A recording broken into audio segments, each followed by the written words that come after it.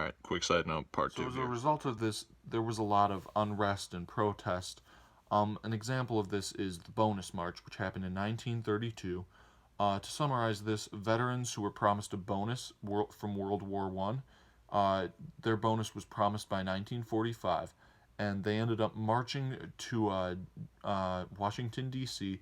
to demand immediate payment of this bonus because they were just in poverty so much. Well, when two vets were killed by the police in these camps that they made outside of D.C., tanks and tear gas were used to deter the vets away, and this made people see Hoover as heartless and just an awful person. Well, right after this comes the election of 1932. In this election, it was Hoover versus Franklin Roosevelt. Roosevelt pledged for the repealing of prohibition, aiding the unemployment, cutting government spending, and a New Deal. Roosevelt basically swept this election entirely. Um, all that could really be said for Hoover is he said, "We can't let Democrats ruin this economy any further," which is not exactly the smartest thing to say when. But oh well. So, the next couple of things that you may need to know, the next couple things I should say you may need to know, but probably not in great detail. Consult your books or other resources if you're unsure you want to know more about these. But I'm not even going to really cover them that much. Just a quick bullet list here. Hoover, after this, ended up offering his help to Roosevelt, but Roosevelt didn't want Hoover's help because Hoover is Republican and Roosevelt was Democrat. And we're talking, whenever I say Roosevelt from this point on, we're talking about Franklin Roosevelt, just to make that clear. Roosevelt was also disabled and paralyzed from polio, and finally his wife Eleanor became the first or the most active first lady in history. Oh yeah, and he signed the 21st Amendment, which ended up repealing prohibition. All right, so let's talk about Roosevelt's three R's. These are probably the most important thing from any history chapter, or from any part of the history chapter, right? The three R's: relief for the people, recovering business, and reforming economic institutions, right? To help him with these policies, he consulted the Brain Trust, and the Brain Trust, in essence, is a group of professors that was meant to basically help him fix this economy. The first thing that he did was with these people was create a bank holiday. You see, the idea is that these banks would all close on a certain day, and when they reopened, the ones that did reopen would be safe banks, right? People would be safe to put their money into them again. He discussed this all basically on one of these fireside chats, and during this time, he convinced Congress to enact bills that put more government regulations on banks and provided relief for the unemployed. Some of these include, but are not limited to, the Public Works Administration, which gave money for public works such as like bridges, road construction, electrical lines, you name it. The Glass Steagall Act increased the regulation on banks. The Tennessee Valley Authority was an experiment to get more people employed. And I mean, I think there's a solid 2 pages on just different um, agencies from the AMSCO book that talks about this, but these are just a key few of them.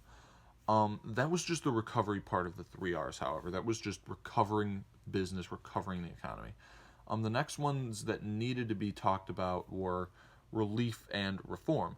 Some of this was done by creating the Works Progress Administration, and this helped people gain employment, or the Resettlement Administration, which loaned out money to farmers. Um, and then some of the reforms that he did include the Wagner Act, which replaced the NIRA around this time. He created, most importantly, the Social Security Act, which is still around today. Social Security is basically just federal insurance. Um, Not surprisingly, Roosevelt won the election of 1936 because he was just such a powerhouse in the White House. Um, However, he wasn't immune to critics of his New Deal. Don't think that he was just this hero. A lot of people that were criticizing him were liberals who felt he didn't do enough for minorities or women, mostly conservatives who believed that this was playing out to be an early form of socialism and communism, and demagogues such as Father Coughlin, Dr. Townsend, and Huey Long. So let's talk about these three people. Father Coughlin, he basically made radio broadcasts and he demanded for an inflated currency, but he was shut down by Catholic elders. There was Dr. Townsend, who basically said the elderly should get $200 a month, each funded by a federal 2% income, a 2% federal tax to boost the economy. And that is basically what led to create Social Security. And Wei Long, who called for a distribution of wealth, which each family getting a minimum of $5,000 per year. So let's talk about Roosevelt's reorganization of court. As you guys know, the short way the Supreme Court kind of works is if a justice dies or resigns or for whatever reason, the president gets to appoint a new justice. Well, Roosevelt tried to reorganize the court so that once the people got to be above a certain age, I can't remember if it was he would try and replace them or add them. The book isn't really clear about this, but the most important thing is knowing that he basically then tried to just add more people because he could. This didn't go well, as you can imagine. Democrats and Republicans were both like, hey, Roosevelt, you know that thing you're doing? Maybe don't do it. But yeah, that's kind of what happened. So around this time, unions started to finally become popular again. Go figure. And because of that, labor strikes did as well. Some key examples of this are the Flint, Michigan automobile strike, in which workers refused to work until they were allowed to join a union at General Motors. General Motors then basically contacted the Army and said, hey, you guys should step in. The Army was like, no, we're not going to.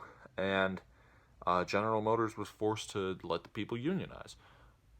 So then another one of them is at U.S. Steel Corporation. Workers were allowed to unionize because it was so big.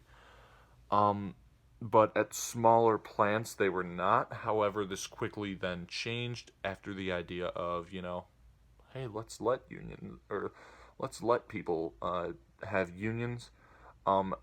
Around this time, a Fair Labor Standards Act was added as well, which called for a minimum wage, a max work week of 40 hours, and anti-child labor laws. In 1937, the U.S. basically experienced a short recession, and this is partly due to the Social Security Act that was placed. You see, people had less money to spend, so they weren't able to help, jumpstart the economy like they were able to previously. At this time, Keynesian economics finally started coming into play, and this was a system where basically the government increases spending during a recession to boost the economy. It sounds counterintuitive. Don't worry, I'll cover this in my macro series later on. And then let's talk about later in the 1930s, late 1930s. The New Deal policy slowed down for a couple simple things. One, there were more Republicans in office, which meant more resistance. And two, a fear of Nazis, which shifted views domestically to foreign. Now, I'm not going to talk about World War II here at all, because this is solely on the Great Depression. But this is kind of foreshadowing into the whole World War II thing, and I think it's also important to note that World War II helped us get out of our Great Depression a little bit because we needed to produce more resources for the war. Right?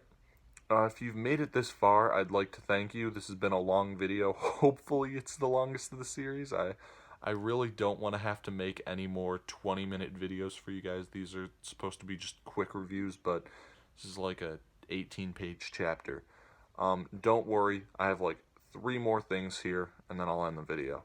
So women and African Americans were 2 majorly ignored groups during this time.